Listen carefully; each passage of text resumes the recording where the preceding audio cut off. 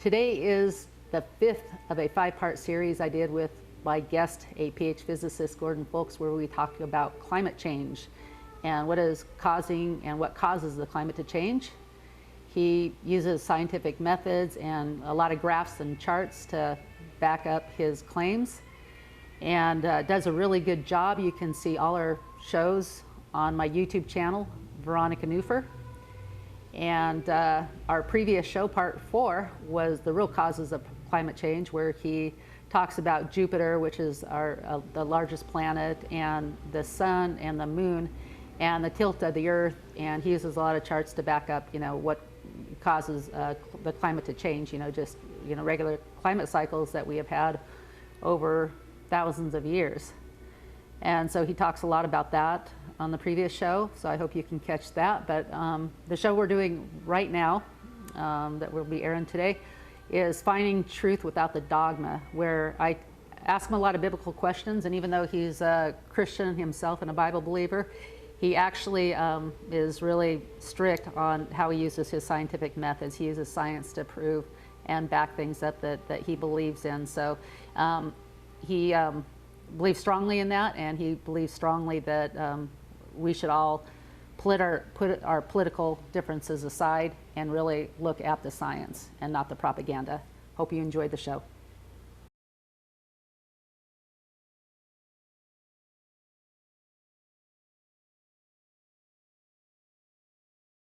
Okay, what about the real causes of climate change? We talked a bit about El Niños and the ocean phenomena, but Jupiter plays a big part in that, and it's the largest planet in the solar system, more than twice as large as all of the other planets combined. So it tugs on the Earth's orbit a bit. The sun, of course, does, and the moon does too, because it's close and there are tidal effects there. So what does it do? Well, what it does is it alters the tilt of the Earth's axis with respect to the plane of the ecliptic. We get a little bit more tilt or a little less tilt over 41,000 years. Less tilt means less difference between summer and winter. More tilt means more difference there in the northern hemisphere and in the southern hemisphere. The other thing is that the Earth is like a top, and although the North Pole points to the North Star at this point over 25,000 years, it wobbles like a top going around. So 25,000 years from now, it will have made a complete circuit around the sky. That also changes the climate. And then the other thing is the Earth's orbit becomes more eccentric or less eccentric. Eccentricity meaning difference from circular. It's actually very circular. This is exaggerated, but we're closer to the Earth in January. The Earth is closer to the sun in January than it is in July, and we get 80 watts per square meter more total solar irradiance as a consequence. We're simply closer to the sun. We're at this point in the orbit, but we are warmest in the northern hemisphere summer when we are furthest away, when the sunlight is not as bright, and that's because of the planets, no,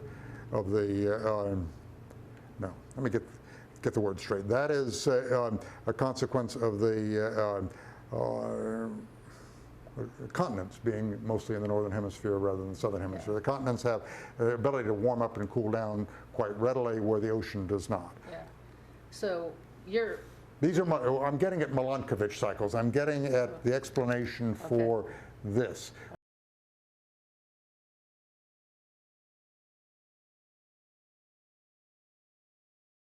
I like you, I'm very interested in the truth, and what I have found. In the end, we have to find the truth because our civilization depends on it. If we go off on too many of these tangents and spend vast amounts of money on something that is a hoax, is a swindle, is a fraud, what happens when we have something that really challenges us? What happens if Ebola gets loose around the world and we have to deal with that?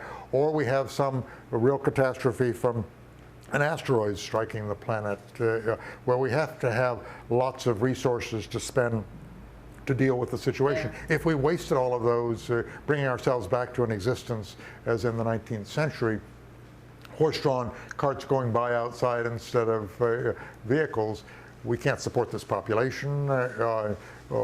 We are living a primitive existence. Our wealth depends on science at this point and depends on Democrats not squandering it. They are, in fact, squandering it, or they would like to. They're squandering it around the world. They're not Democrats, they're leftists. And the democratic process is correcting that. As I mentioned, it's correcting it in Europe. In some countries, Germany's still going downhill. The Green Reich is still on the rise in Germany, unfortunately. The Green Reich?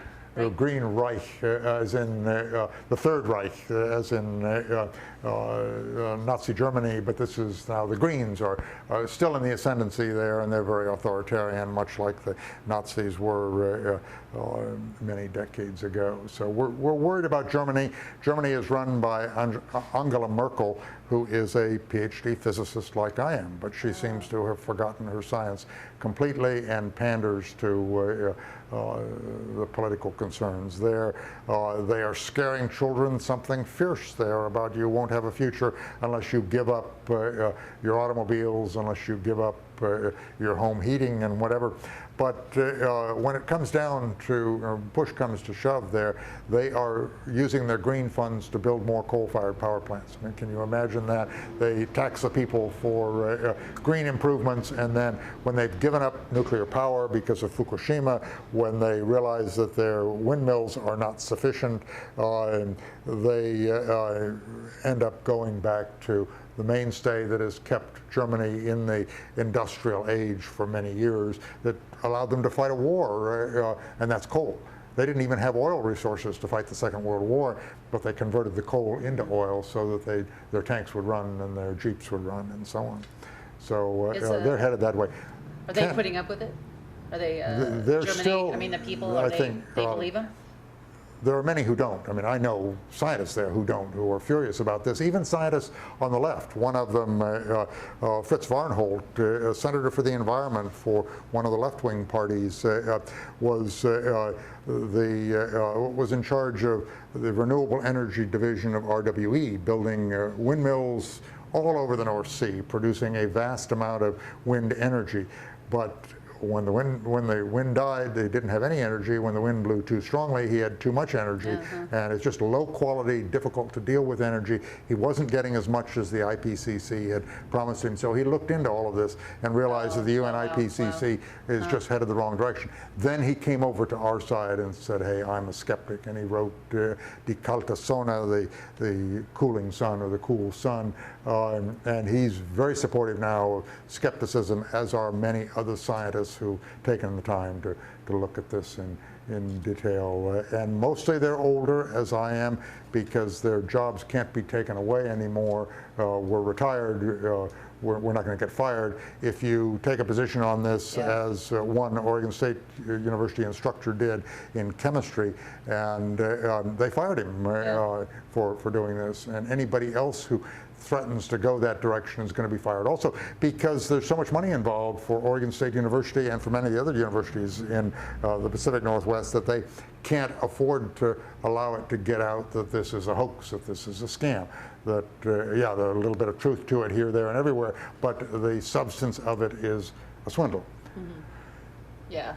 You know, I mean, I see that on, let's say, the right too, where, you know, churches, they beholden to a certain program or way of doing church instead of looking at what the Bible says. And you know, there's a lot of science in the Bible too that is can be tested now and proven. And I would imagine, since you're a Christian scientist, you would agree with that. But well, I'm a Christian, but that's separate from my being a scientist. There are human pursuits that are very important to us. Politics is one of them, religion is one of them, and science is one of them. But they're not always compatible in the sense that you can use one to prove the other. I think you have to be very careful of that. Scientists put their science first. That's why I have friends around the world, some of whom are socialists, some of whom are, I've got one fellow in the United Kingdom who's very far left, and we just don't get into discussions of the politics. We talk about the science, and we agree there very well. Now, we can talk about the politics a bit, and I asked him about the Labour Party and his party leader, Jeremy Corbyn, who is effectively a communist. He really, he's so far left that he's a communist. And I said, I know his brother, Piers, and Piers is an astrophysicist, and he is very much a skeptic. What do you think Jeremy's really thinking is that, I think he's a closet skeptic, but this is just too important to the left, and they're not going to give up on it. So we scientists can get along regardless of our political affiliation, because it's most important to us to come to the truth of everything. And one of the truths that we're working on right now that we're having trouble convincing others of is that the carbon dioxide that we're putting into the atmosphere is a very small part of the total amount in play, and therefore we're not as important to this planet as we think we are. Others, even on our side, are so married to the fact that we're causing that increase in carbon dioxide that I showed on the screen here, that they don't want to look into it. Yeah. And they say, hey, we're promoting the benefits of carbon dioxide. Why would you want to say that we're not responsible for it? Yeah. Well, because the truth is that we're probably not. We're responsible for a little bit of it, obviously, but not for very much of it. And the truth is what scientists are, good scientists, are most after. It just thrills us to understand how Mother Nature, how God has put all of this together a little bit. I mean, Einstein was religious in that sense. Also, he wanted to get at the truth, but he didn't allow Judaism to get in the way of his theory of relativity either. Right. Well, I was a Christian girl growing up, and I stepped back, and I would hear evolution at school, and even biblically, my family didn't have certain answers or whatever, so I just stepped back and decided and thought I would just study and just kind of see exactly where I'm at. And what I realized is that not only, as you say, scientists beholden to certain things and they don't want to move out of it, but denominations, they both beholden, well, we're this denomination, this is what we believe. Well, is that truth? Is that right? Is that what we're, And it's right to them. It's the truth that they want in a religious sense. But we know the Earth is older than 5,000 years, or whatever the biblical age would be if you go back through that. So those are stories, stories of faith. It is something that is important. I think it's important to everyone. But we do that differently, and we don't allow that to interfere with our science. If we see that the Earth is, as I showed here, up to 1 million years old, and of course we know it's much older than that, but the data I showed goes back as much as 1 million years. That's the science. Now we can just as easily switch into a religious mode and talk about the Bible and how the Bible, what the Bible tells us, which is fine in a religious setting. It is not fine in a scientific setting because it can't be verified in the same sense, in the rigorous sense of science. Right. Something that what I'm hearing, even in the scientific world, but it's in the Bible. It's kind of implied. Let's say in Genesis 6, when they have the flood, and then again in Egypt, and anyway, right now, what they're talking about, even science, and Ronald Reagan himself, he was talking about a binary system that takes a oblong shape, called the 9th planet now at this point, because we decided Pluto wasn't a planet after all. That's where science changed that. But that is simply a matter of a definition. Whatever. It can be a small planet or something else. Okay. Well, anyway, so there's this other planet supposedly that takes a shape that winds up, moving us over to let's say Revelation 6, and changing turning the Earth upside down, changing the axis of the Earth, north, south, south to north. I mean, it's a really scary thing to talk about, but the climate change and everything. Is there any science in that? Is that any? I think that is religion. That's not science. There's no evidence of that sort of thing. The poles do change north to south. The rotation of the planet continues the way it always has, at the speed it always has. But the North Pole and South Pole magnetic poles change, and that was what Alfred Wegener didn't know about when he postulated this business of continental drift, which is obvious every schoolboy these days. But later, 60 years later, long after he had died, we noted Atlantic seafloor spreading because as the Atlantic seafloor comes apart, lava comes up, and lava is magnetic. It traps the Earth's magnetic field, and if you run a magnetometer across it, you see the magnetic field reversing time and again as you go across that, and that is a time-lapse picture of the magnetic pole changing from north going that way to north going this way. Yeah, right, yeah.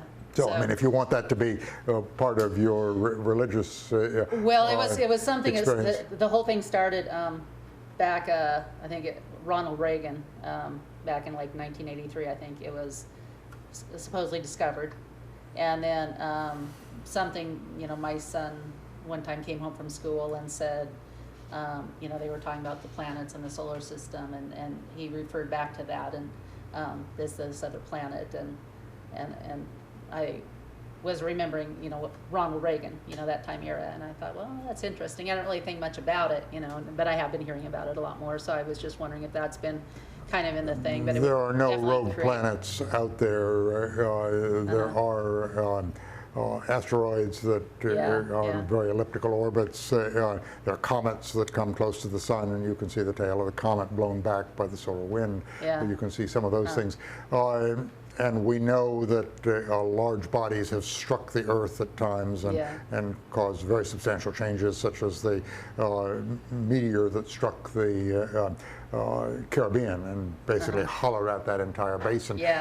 Probably destroyed the dinosaurs as a consequence, changed the climate very substantially. Those things do occur. That is science. But what you're doing is you're taking religion, the stories from the Bible, and trying to find analogs in science. And that works to some extent, but you can't use the Bible to dictate the science. And science is something that is purely objective, and whether I'm talking to a Christian or an atheist or a Muslim or whatever, if they're scientists, we simply deal with what we can prove. Yeah, no, I totally appreciate where you're coming from on that. So, you know, and you know, the whole science, life is in the blood. You know, remember George Washington? He got a disease or something, and they took out all his blood, and then he died. So, I mean, you know, eventually, I think, you know, we can. They can come together, you know. George Washington suffered from smallpox at one point. He came down with smallpox, which was a dreaded disease at the time. Abraham Lincoln, after he gave the Gettysburg Address, came down with smallpox. Joseph Stalin, the kind of fearsome-looking man, all pockmarked and whatever, had a bad case of smallpox when he was young. Yet they knew as far back as about 1800 or so that vaccination with I think it was cowpox was what was used later on, but they realized that there was injection of certain things could immunize you against smallpox. So science has advanced that far, and some conservatives these days don't like the idea of vaccinations, and yet some were remarkable in terms of doing away with a disease entirely, like smallpox, which was devastating.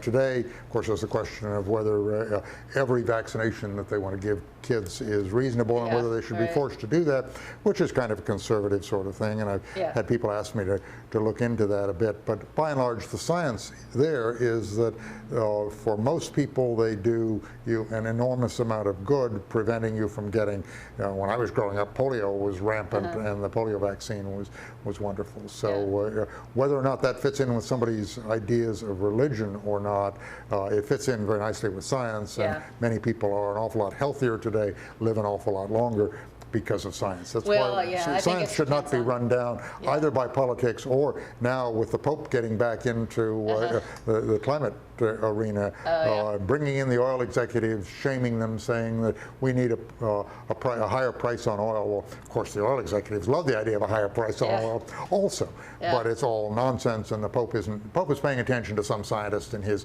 circle who doesn't know much science. And well, really, he also tells us not to have a wall in the United States, yet he has a wall around his building. Oh, so, very much, yes. There's a lot of hypocrisy there. That's the hypocrisy of the left. He comes from that, from a far left background. So. Anyway, no, I really appreciate your science and your stance on all that. I get where you're coming from. Anything else you want to end with? I think not. Just encourage people to support good science, allow a discussion of science. If it can't be discussed, it's probably politics or religion. You're not allowed to stand up in church and say, I don't believe, but you're allowed to stand up if a scientist is giving a talk and say, I don't believe, or I think that maybe what you're saying is not quite right. Let's talk about it, because that's what we do. That's the way we move ahead in science. The challenges to the current paradigms are essential to not only keeping science honest, but to move it ahead. And it's those of us who are willing to challenge the paradigms who move science ahead. It is usually not the ones who are best known. They are the ones who are very satisfied with the explanations of the way they are. And we're not. We want to keep moving things ahead. Yeah, thanks. Yeah. Thank you. Yeah, the best known scientists are the ones that were oftentimes ostracized way back when they were at the peak of their invention, such as the microscope. Before the microscope came, that there's bacteria or outside sources that were causing sicknesses. But I mean, and I know my guest would know all about that, on and on. But I have limited knowledge, but I have been around long enough to. Well, look at what happened in 1905. A little Jewish man came along saying, I have different ideas about space and time. And this explains how Maxwell's equations work in moving frames. But you're going to have to give up all of Newtonian physics, or you're going to have to give up Newtonian physics at very high speeds. And people said, well, that's amazing. And he said, but it takes evidence also. It's a nice theory. It makes the theory of electricity and magnetism work with Newtonian mechanics if you go with Lorentz transformations rather than Newtonian transformations. So the whole science has to be changed. And people listened at that point, and they said Einstein ought to get the Nobel Prize. He said no, not until there's some proof of this. And of course the proof came from the work of Madame Curie with radiation and with discovering new elements. Eventually by 1920 or so, this was 1905 with Einstein's original most famous paper on relativity and on the photoelectric effect. Then by 1921 there was enough evidence there that they gave him the Nobel Prize for theory of relativity, but also for the photoelectric effect, because they were still skeptical, and properly skeptical, and Einstein encouraged the skepticism. So they gave him the Nobel Prize for two things. Then in the late 1920s there was a book published in connection with the Deutsche Physik, the rise of the Nazis in Germany, that said 100 against Einstein. And his famous comment was, why 100? One man can prove me wrong. Yeah, and, there we go. It's all down to logic and evidence. During the Second World War in Germany, there were some like Max Planck who continued to teach what was called Jewish physics. That was Einstein's theories. They weren't supposed to do it because the Jewish physics was supposed to be very inferior to the German physics. And of course, most of the great scientists of the 20th century, the really great scientists, were Jewish anyway. Amazing there. So, oops, looks like the computer wants to go home at this point. Yeah. Well, that's okay. Does that eventually. In any case, though, as a consequence, Max Planck, who was important to what we were talking about today, was called a white Jew. He was derided. He was not Jewish, but he was also a Nobel laureate, so they left him alone. But he taught Einstein's theories all through the Second World War in Germany. Yeah, wow. Quite amazing. Yeah. So that's where scientists come from. We try and teach the truth as we know it, despite the politics swirling around us, the religion swirling around us, and whatever. Yeah, wow. And whatever the agenda of the day is probably against what the science, the truth science behind it is. And so, here we are, and here we're talking about global warming, and we're talking about paying tons of taxes to the government, giving them more power, bags, and giving up our plastic bags that are convenient and easy because of what they're doing in China and putting it in the oceans, I guess, but this whole thing's a farce, and we need to at least stop enough and be able to have a debate without being criticized. Those who get criticized are typically those that are threatening the status quo. They're a threat by then. Otherwise, they wouldn't take the time to criticize them. So, take what the status quo is, see if they're criticizing them, and then maybe go and pay attention and say, hey, maybe they have a point. And that's what we have to do. That's what we have to do to change our nation and to change our paradigm to what's right and truthful and not the lies that are out there. Because there's a lot of that going on. Thanks for tuning in. Have a good week. Thank you. Bye-bye. Inspiration. Arts and crafts. Health and wellness. Communication and information. We're here to encourage and inspire you. You have a gift? We know you do. And so do we. Whether you come in to look by or want to promote your gift, we invite you to come in because when we're working together, we can accomplish great things.